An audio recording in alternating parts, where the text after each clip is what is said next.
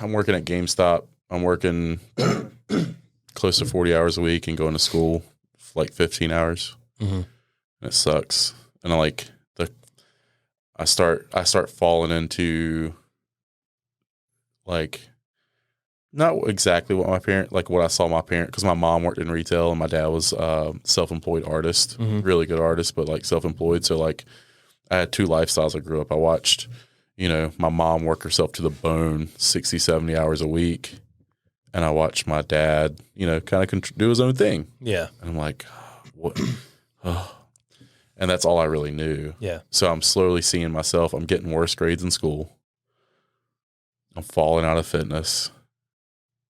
And I'm not really making a lot of money. Mm-hmm. And I'm like not happy. And I'm like, whatever. So I graduate from Pitt because like that was another thing. I didn't want to live in Beaufort County anymore. So like all my best friends, I've had the same group of guy friends that are awesome dudes around me my whole life. I think it's one of the only reasons I'm successful is because of them. And like they moved up here. And I was like, I got to move up here with them. Yeah. How are you going to pay for it? I don't know. I'll go give plasma at BPI, whatever. So I move up here. I'm living on their couch, and I graduate from Pitt. And the advisor I had this time, I think I saw her the other day, and I wanted to be like, "Hey, you don't remember me, but you changed my life. So shout out to you. Thanks for that." Yeah, thanks for that. So I'm sitting there talking to her, and she's like, "What do you want to do?" And I was like, "I want to train people. Like, I hate what I'm doing." Mm-hmm. And she's like, "Well, what are you doing?" I'm like, "I got to go to ECU and get this, like, whatever." And she's like, "Why?" I'm like, "Because that's what I've been told to do. Yeah. Like, I got to go to a 4-year university." Yeah. She's like, "That's really stupid." And I'm like, it's the first time I've ever heard that. Mm-hmm. Everybody in my life's telling me, yeah, got to go to school. Got to go to college. Got to go to college. Got to go to college. And I'm like, all right, you're crazy, but I'm going to tuck this away in the back of my head. Because, like, I think any advice somebody's trying to give you out of a good place where they have nothing to gain from it and, like, whatever, like, I'm like, you should at least tuck it away, right? Mm-hmm. And so I go and still working at GameStop. My parents, like, helped me pay for a online training certificate or whatever it was. It was bullshit. Yeah. I remember taking the course, and like it was a very intensive course, actually. Like, I did my research on which one to take, but I just remember being like, this isn't preparing. I got to the gym, I started trying to like get jobs. It did not prepare me at all. Like, also, they teach you the ins and outs of, like, anatomy and biomechanics and stuff like this, but it's a very surface level. They're covering this thing in an online course, and online courses were not what they are today. You don't have full lectures. It's just brief things, and you're looking over it. And so, like, I'm sitting there thinking, like, oh, I'm going to train Kyle. Kyle's going to come in. He's going to tell me exactly what he wants, and I'm just going to plug it in to this perfect system. That's literally, that never happens. You might come in and say, hey, I want to get really strong, or I want to lose weight, or I want to do, my ass to be bigger, or my traps to be bigger, or whatever. There's so many other things that go into it. And there's like everything that you read in that book. I mean, it helps. Like, trust me, it helps. But like, what if you can't squat, or what if like you had a really bad experience in the past and like these certain exercises you just don't like? What if you're just a disagreeable person?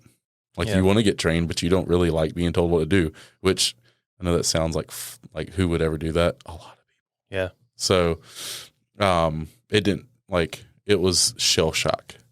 And I remember picking up a little job and being like, I was like, if you clean my bathrooms and you clean the equipment and you come here at 5 a.m.,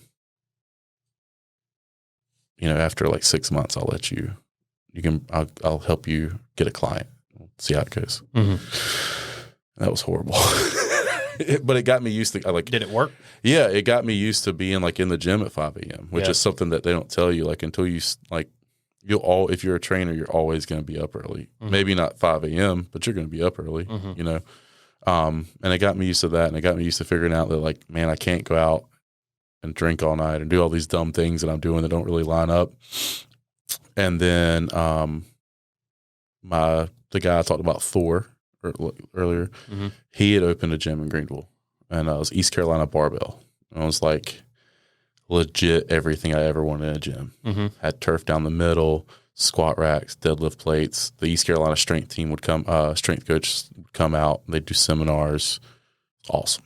Yeah. Right. And I'm like, okay, this is where I turn around, try to like do these things. And Thor, the way Thor would motivate people, and he still does it a little bit, is he would just challenge them. So we're out one night, and like we bump into each other, and he's like, "When's the last time you did a competition?" I'm like, "Oh man, it's been years." He's like, "Why?" I'm like, give him some bullshit reason. He's like, "Oh, so you're like scared?" He's like, "You're scared of competing?" And I'm like, "No, I'm not scared of competing. I've competed like 12 times in like twice a year in high school, you know, like whatever, each semester." And he's like, "It's not high school anymore."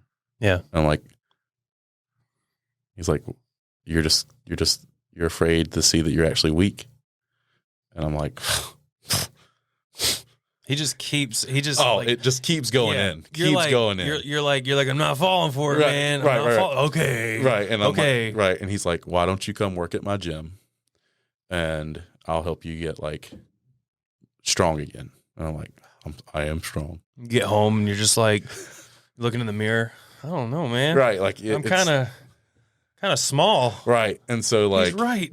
And I had been BSing it, you know, like, I was trying to do what at the time in Greenville there was, I don't know if Tier 1 had become a thing yet.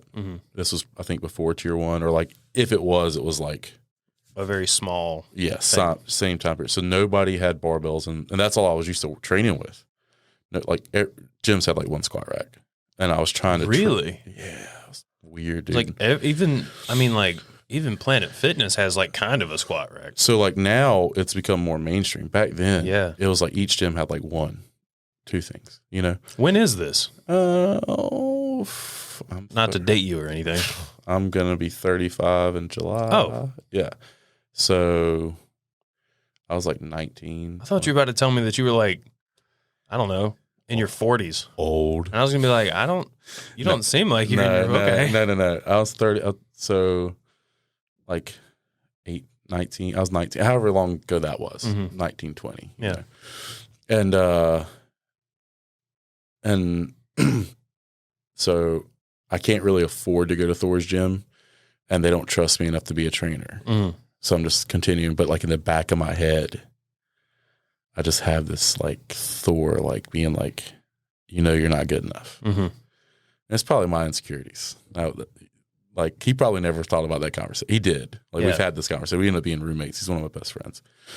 So I end up going to his gym, and I fall in love with it. And they end up having to downsize and move to a small garage gym across from J.H. Rose, like those ample storage. Okay. And we trained, there was me, Thor, and Johan and Billy. Johan and Thor were the owners. Me and Billy were just trainers. We paid gym dues to the gym. We trained people for dirt cheap. No gym membership, monthly fee. Just dirt cheap. Hey there. Hope you enjoyed that clip. You can find more clips like this and full video episodes of the Small Stuff Podcast on our YouTube channel. You can also listen to full episodes of the Small Stuff Podcast in audio form wherever it is you get your podcasts. Spotify, Apple Podcasts, Stitcher, Amazon Music, Audible, all the places. Also, follow us on social media. We're on TikTok, Instagram, Facebook. All the links are in the description. Have a nice day.